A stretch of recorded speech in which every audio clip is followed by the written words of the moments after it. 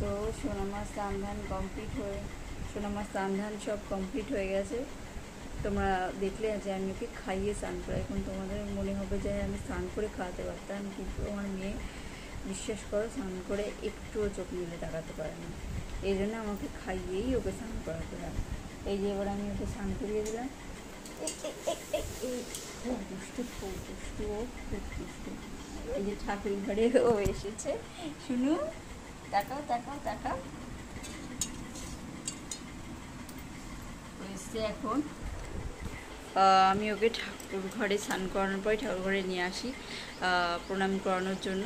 আমার কাছে যে এই প্রণামটা শিখতে হয়, কারণ স্নান করার পরে ঠাকুরকে তোমার প্রণাম করতে হয় এবং সবার জন্য ভালো চাইতে হয়, নিজের জন্যও চাইতে হয় এবং ঠাকুরকেও ভালো থাকার কথা বলতে হয়। এই জিনিসটা এখন যদিও কিছুই বোঝে না, কিন্তু তবুও আমি ওকে অভ্যাসটাই আসল কথা, অভ্যাসটা আমি ওকে করাই। এবং তোমরা দেখো কত সুন্দর করে আমার সোনামা প্রণামটা করে।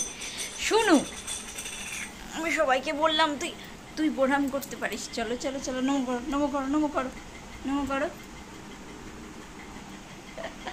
দেখলে তোমরা, ও ছোটোবেলা থেকেই এরকমভাবে, ছোটোবেলা মানে ও এখনও ছোটোই আছে, মানে ওর ছোটো পিপি এটা ওকে শিখিয়েছে প্রণামটা, আমি নয়, অনেকদিন আগের থেকেই এটা করতে পারে। আর এটা কী করলি, এই যে দেখো ও এখন ঠাকুর ঘরে ঠাকুরের সামনে হিসু করে দিল। এবার এটাকে আমাকে পরিষ্কার করতে হবে, তারপর ওকে ঘুম পাড়াতে হবে। আবার পরে তোমাদেরকে পরের ভিডিও দেখা হচ্ছে। টাটা।